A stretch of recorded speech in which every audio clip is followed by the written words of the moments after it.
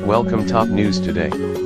At long last, Donald Trump and his Republican codependents have a major piece of legislation they can use to show their donors and the die-hard supporters that they are able to govern. This, anyway, is the story corporate media tell. Donor is the media's euphemism for capitalist paymaster. Both duopoly parties have them. They are a bipartisan bunch, loyal to the class, and therefore generally of one mind, though, of course, the first loyalties are to themselves. They pay the piper they call the tune. Governing comes down to enforcing intra-party discipline. This means riding herd on doctrinaire libertarians and latter-day Tea Partiers. There are also still a few Republican senators and House members who, on rare occasions, are capable of surprising everybody, including themselves, by summoning up a shred of moral decency and common sense. They need to be kept in line as well. This is especially crucial in the Senate, where the Republican majority is razor-thin. Fortunately, governing, so understood, has turned out to be a lot harder than sensible people a year ago feared. Immobility has been our salvation. The more that Trump and the GOP govern, the worse off we become. Governing does not involve making nice to Democrats. If the members of the other duopoly party were a tad more obdurate, the way Republicans are, it might be different, but, as matters now stand, Democrats are irrelevant. When it suits them, Trump and the Republicans will mouth off about bipartisanship. In fact, though, they could care less. What matters is getting and keeping Republicans on board. To that end, Republican legislators find it useful to pander to Trump's die-hard supporters. They hardly have to. However, anyone who is still standing by the Donald must neither know nor care how dangerous he is, and how little he cares about matters of concern to them. The more Fox News time they log, and the more they immerse themselves in other right-wing propaganda, the less they know. On the off chance that a ray of light somehow penetrates through the miasma that engulfs the minds, Fox and the others are there to set them straight. Fox is especially good for riling up the darker angels of their nature. Therefore, there was never much need for a legislative victory to keep the Trump base on board. They are there for the duration.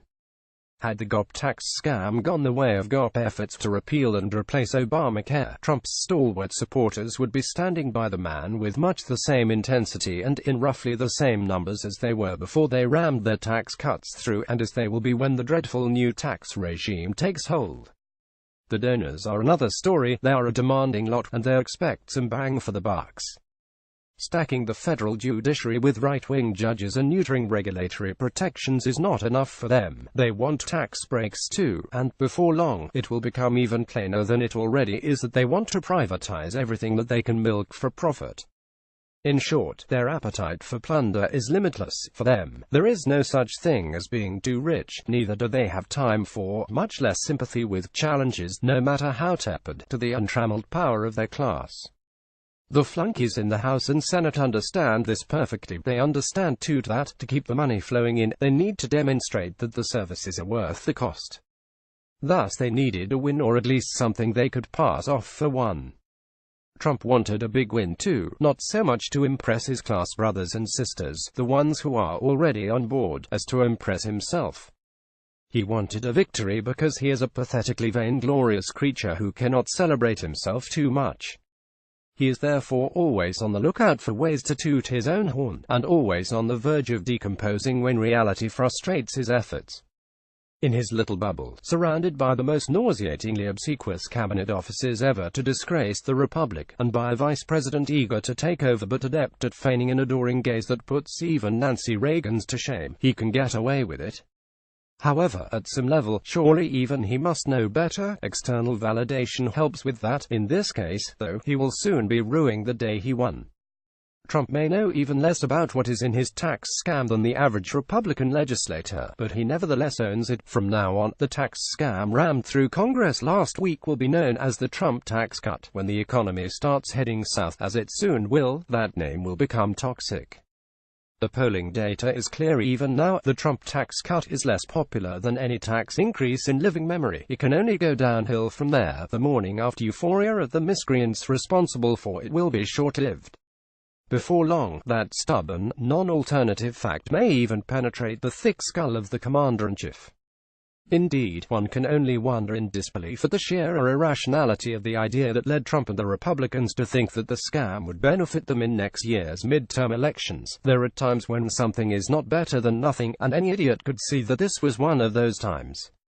What the likes of Mitch McConnell and Paul Ryan cobbled together, under the watchful eyes of the donors' nefarious lobbyists, is a ridiculous concoction that will benefit those donors and the larger donor class, and harm nearly everyone else. The donors will make out like the bandits they are, but unless Democrats fumble even more spectacularly than they normally do, the bounty they will acquire will be a nail in the coffin of the favorite political party. McConnell and Ryan and the others did see to it that a few crumbs would go to some middle-class taxpayers, especially those living in red states with low taxes and low property values. They seem to have taken a cue from the friends in the predatory lending business, lure the suckers in with teaser rates, and then milk them for all they're worth and more. Did they really think that tax cuts big enough to finance a family dinner at a fast food restaurant would cause average people, not all of them by any means, but more than a few, not to care about deficits that put the remnants of New Deal Great Society programs that everyone who is not filthy rich depend upon in jeopardy? It is already obvious that Ryan and others of his ilk are salivating at the prospect of using those deficits as a pretext for doing precisely that. Could they really expect even viewers dumbed down by Fox News not to figure out that the only reason for creating those deficits is to make themselves and their donors richer still? By now, it should be dawning even on Trump's most gullible supporters that not only are they being played, but that their intelligence is being insulted, more blatantly even than when Hillary Clinton called them and others like them deplorable. With Democrats for opponents, anything could happen, but unless the less odious of our two semi-established neoliberal parties flubs again, the tax scam Republicans rammed through can hardly fail to deliver a mortal wound to the GOP. Surely, Republicans would want to prevent that. Or maybe not, after all. The mind-boggling or irrationality does make a kind of sense in a political universe as corrupt as ours has become. With sufficient ingenuity, one could make a case for the Trump tax cut on ideological, specifically libertarian, grounds. There is not much ingenuity in Republican ranks, but there probably are libertarians in the House and Senate Republican caucuses who think, reflexively, that anything that starves the beast is worthy of support. There are also Republicans, many of them with libertarian leanings, who consider themselves policy wonks and who think that there actually are sound public policy justifications for the ludicrous concoction they have just pushed through. Paul Ryan is a case in point. He seems to have been thinking along these lines since the days when, as an adolescent, he discovered that Atlas Shrugged could be useful for more than just a stroke book. In the final analysis, though, the Trump tax cut is not about ideology or policy or anything else the Democratic theorists would claim it is or ought to be. It is about money. In American elections nowadays, money makes the world go round. However, in the age of Trump, this is the least of it. The authors of our Constitution supported or at least tolerated slavery, and they packed all sorts of non- and anti-democratic features into the basic institutions of the republic they founded. However, they also envisioned a political sphere in which enlightened representatives, assembled together to debate and collectively determine the common good, decided collectively what is to be done, in line with the most advanced political theorists of 17th and 18th century Europe. They sought to establish a modern version of the Roman Senate or the Athenian Agora. But almost from day one, the best-laid plans went mightily astray. In American democracy, there has seldom been more than a pretense of rational deliberation and debate, and talk of the common good is hypocritical nonsense. The parties and factions whose malign effects the Republic's founders sought to guard against run the show, and self-interest is all. We have generally free and fair competitive elections, especially now that restrictions on the franchise have been relaxed enough to accord the right to vote to nearly all adult citizens, regardless of class, race or gender. But our elections are emphatically not about electing wise, disinterested rulers. They are about special interests selling biddable candidates to the voting public. Or rather, that was how it was before Trump's election magnified the prevailing level of corruption many times over.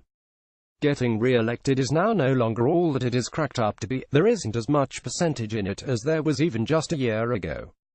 Like Trump himself, many House and Senate Republicans have better, quicker ways to feather their own nests. Trump has botched up so much, undermined so many norms, and delegitimized so many venerable understandings that, outside the shrinking precincts of the hopelessly benighted troglodytes who latched onto him even before his campaign got underway, he has come to be so despised that even Republicans now expect a Democratic landslide in 2018.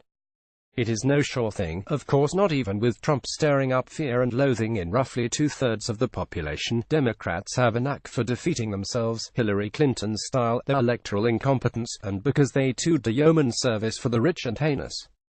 Nevertheless, they are on track for an overwhelming victory in 2018, notwithstanding the gerrymandering rampage that Republicans undertook after their electoral victories in 2010. For many a Republican legislator, a shellacking Obama's word equal or greater than the one that Democrats got in 2010 could actually be a blessing in disguise. Instead of spending years in Congress pretending to care about the public good while prepping to cash in eventually in the lobbying racket, they may soon be able to jump right in. This is all the more reason for them to do all they can to stay on the donors' good side. This holds as much for those who won't themselves get a direct windfall from the scam as for those, like the turncoat Senator Tom Corker of Tennessee and many of his similarly shameless colleagues, who will. Genuine fascists, or rather the 21st century successors and moral equivalents, expressly oppose democracy. Trump has empowered people who come perilously close to that. Steve Bannon and Stephen Miller are the best-known examples. But that is not, or not yet, his administration's main thrust. Its effect has been not so much to underwrite opposition to democracy as to cause its level of corruption to increase, to a degree that is unprecedented in American history.